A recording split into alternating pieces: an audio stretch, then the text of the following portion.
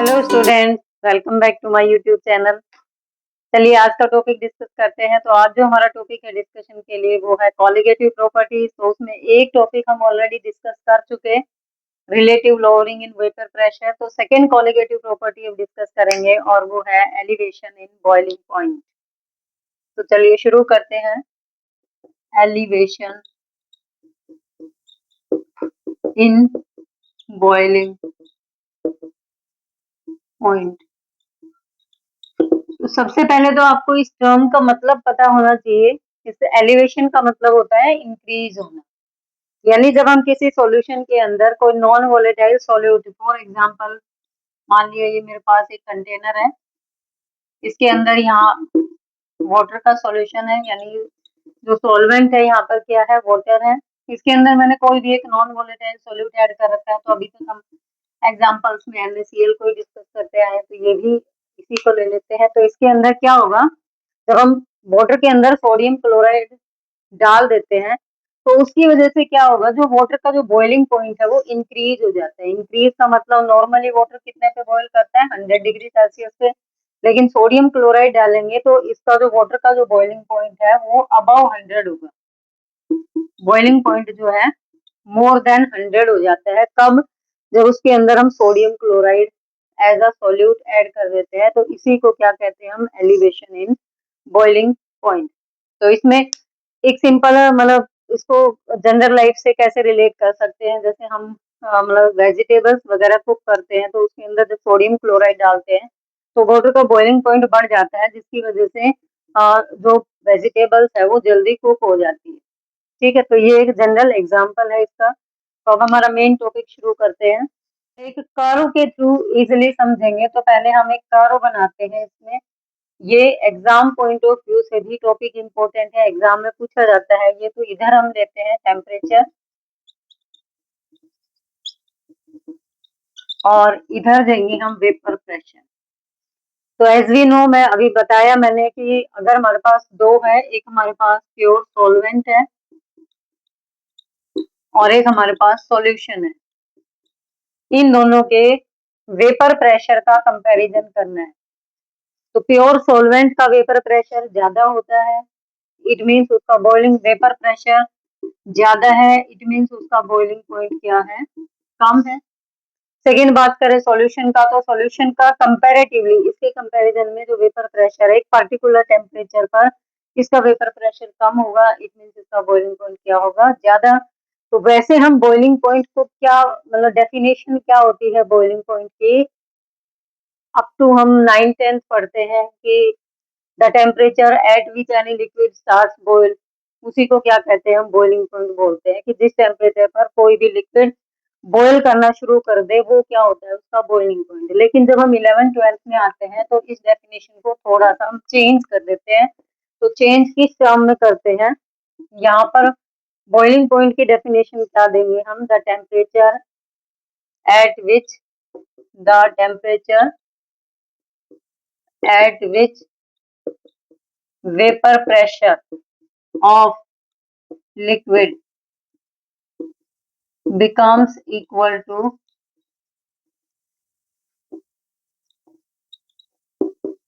atmospheric pressure।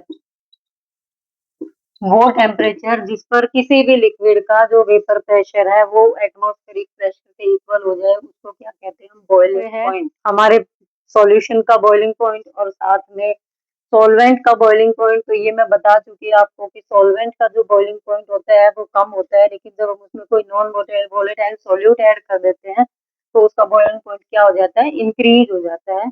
तो अब इसको एक बार डिस्कस कर लेते हैं। तो ग्राफ के थ्रू इसको कैसे एक्सप्लेन कर सकते हैं। तो ये हमारा ग्राफ है, इसमें इस साइड क्या है, टेम्परेचर है, इधर क्या है, वेपर प्रेशर। और मान लिया ये जो पॉइंट है ये क्या है, एटमॉस्फेरिक प्रेशर है। और जो एटमॉस्फेरिक प्रेशर की जो वैल्यू होती है वो कितनी है, 1 atmosphere eight normal temperature and pressure. इसकी वैल्यू होती है 1 एटमॉस्फेयर या फिर 1.013 बार। तो दोनों में हमने इसको देख लिया, टेम्परेचर को एटमॉस्फेयर में भी मेजर करते हैं, बार में भी मेजर करते हैं। तो ये अब सॉल्यूशन का जो बॉइलिंग पॉइंट है वो हमेशा कम होगा। तो मान लिया ये पॉइंट ए है, इस पर उस वेपर्स बननी स्टार्ट हो गई, या ये कह सकते हैं कि उसमें बॉयल होना वेपर बननी शुरू हो गई। तो धीरे धीरे वो वेपर्स बनती जाएगी और वो लिक्विड कब बॉयल होना शुरू होगा, जब वो ये ए पॉइंट था, ये मान लिया हमारा बी पॉइंट है। तो जैसे ही उस सॉल्वेंट का जो वेपर प्रेशर है वो एटमॉस्फेरिक प्रेशर के इक्वल हो जाएगा, तो वो जो लिक्विड जो भी हमारे पास, चाहे वो सॉल्वेंट में वाटर हो या अदर कोई भी लिक्विड हो, तो वो वहां पर बॉयल होना शुरू हो जाएगा। तो इसके कोरस्पॉन्डिंग जो हमारा टेम्परेचर होगा, प्योर का है तो हम इसको देते हैं टी बी नॉट। प्योर है इसलिए हमने इसको क्या लिखा है, T B nought. T B nought means this is the boiling point of pure solvent. T B nought means boiling point of pure solvent, यहाँ ये टेम्परेचर। अब हमें पता है कि जो भी हमारा सॉल्यूशन बनेगा, सॉल्यूशन चाहे उसके अंदर हमने शुगर ऐड करी है, यूरिया ऐड किया है, या फिर हमने सोडियम क्लोराइड ऐड किया है, तो उसका जो वेपर प्रेशर है वो हमेशा हमारे प्योर सॉल्वेंट से कम होगा। इट मीन्स उसका जो ग्राफ है वो इसके नीचे लाई करेगा। तो मान लिया यहाँ पर जो उसका वेपर प्रेशर है इंक्रीज होता चला गया, और मान लिया ये पॉइंट आया, इस पॉइंट पर मान लिया ये पॉइंट हमारा सी है, यहाँ पर जो पॉइंट है ये हमारा डी है। तो इस डी पॉइंट पर जो उसका वेपर प्रेशर था उस सॉल्यूशन का, वो एटमॉस्फेरिक प्रेशर के इक्वल हो गया। तो ये क्या होगा, हमारे सॉल्यूशन का बॉइलिंग पॉइंट। और इसको हम किससे दिखाएंगे, टी बी से। T B nought means boiling point of pure solvent, TB means boiling point of solution। तो यहाँ से अगर हम चेंज निकालना चाहे, चेंज इन बॉइलिंग पॉइंट या एलिवेशन इन बॉइलिंग पॉइंट, वो किसके इक्वल होगा, delta T B. Delta T B means elevation in boiling point की। जब हमने उसमें जो प्योर सॉल्वेंट था उसके अंदर कोई भी सोल्यूट ऐड कर दिया तो उसका बॉइलिंग पॉइंट कितना बढ़ा, तो इसको हम डेल्टा टी बी से लिखते हैं। तो ये वैल्यू किसके इक्वल होगी, प्योर की वैल्यू कम है, जो हमारा सॉल्यूशन है इसकी वैल्यू क्या है, ज्यादा है। तो हम क्या करेंगे, T B minus T B nought. तो एक तो क्वेश्चन डायरेक्ट यहीं से पूछ लेते हैं। तीन है हमारे पास, एलिवेशन है, boiling point of pure solvent and boiling point of solution, दो दे दिया। तीसरा हम कैलकुलेट कर सकते हैं। ये दूसरा हम यहाँ से क्या कह सकते हैं, एक कंक्लूजन हम ये निकाल सकते हैं कि जो डेल्टा टी बी यानी एलिवेशन इन बॉइलिंग पॉइंट है, वो किस पर डिपेंड करेगा, उस सोल्यूट की कंसंट्रेशन पर।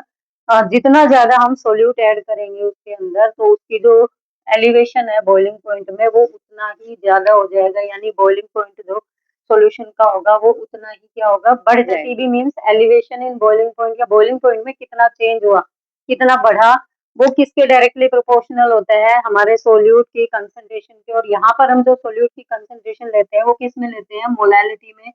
और मोलैलिटी को हम किससे रिप्रेजेंट करते हैं, स्मॉल m से, यानी delta T B is directly proportional to m। m means molality of the solute. तो इसको प्रोपोर्शनलिटी के साइन को हटाते हैं, तो delta T B is equal to क्या आता है हमारा, K B into m। Here K B is ebullioscopic constant और मोलल एलिवेशन कांस्टेंट। तो इसको दो टाइप से मतलब दोनों फॉर्म में लिख सकते हैं, या तो ebullioscopic कांस्टेंट बोलते हैं और या फिर molal elevation constant. This is value of के बी। अब यहाँ से हम के बी को डिफाइन करना चाहिए, यानी हमें मोलल एलिवेशन कांस्टेंट को डिफाइन करना है।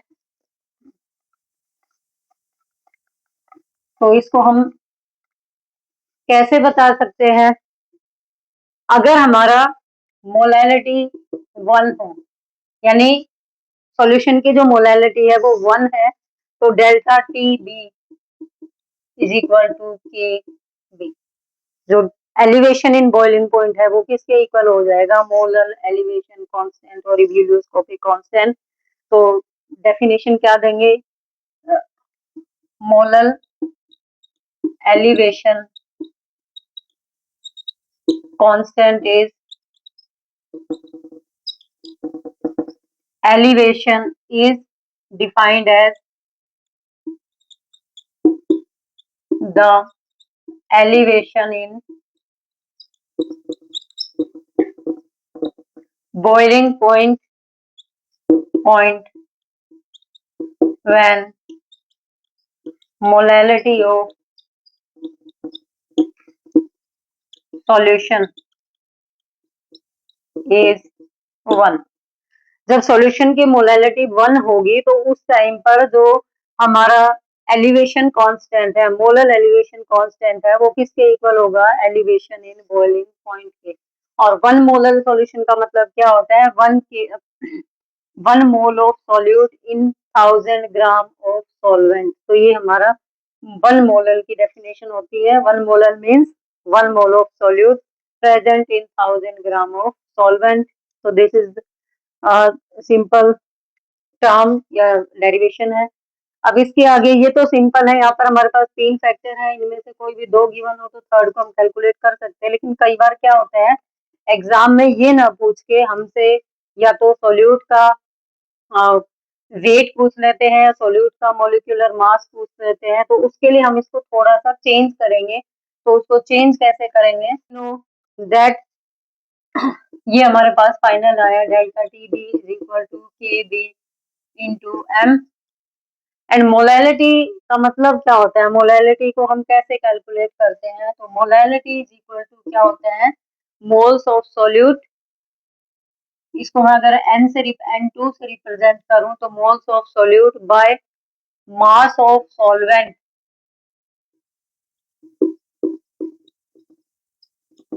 In kilogram. Mass of solvent in kilogram. और अगर इसको मैं W1 से दे दूं तो ये हमारे पास आता है। नंबर ऑफ मोल्स कैलकुलेट करने का फॉर्मूला क्या होता है? Given mass by molar mass. तो इसको हम थोड़ा सा ओपन करके लिख देते हैं। तो delta T B is equal to K B into N2 means W2 by M2, यानी गिवन मास W2 है, M2 क्या है? मोलर मास है सॉल्यूट का। तो W2 by M2 into W1। यहाँ हमने इसको किस में लेना है? किलोग्राम में। तो अगर ये ग्राम में गिवन है तो हम यहाँ पर क्या लिखेंगे? 1000। And this will be the final term for numerical purpose. तो न्यूमेरिकल्स जो होते हैं 2 जगह से पूछे जाते हैं। एक तो डायरेक्ट यहाँ से पूछ लेते हैं, T B is equal to K B into M. यहाँ से इन तीनों में से कोई भी 2 फैक्टर्स देके तीसरा निकाल सकते हैं। यहाँ पर कितने फैक्टर हो गए? टोटल 5 हो गए। 5 में से कोई भी 4 दे देंगे और 5वां आपसे कैलकुलेट कर सकते हैं, मतलब पूछ सकते हैं। तो यहाँ पर एक बार ये देख लेते हैं W2, W1 एंड M2 क्या है। तो W2 क्या है यहाँ पर? Mass of solute. W1 mass of solvent in grams and M2 is molar mass of solute.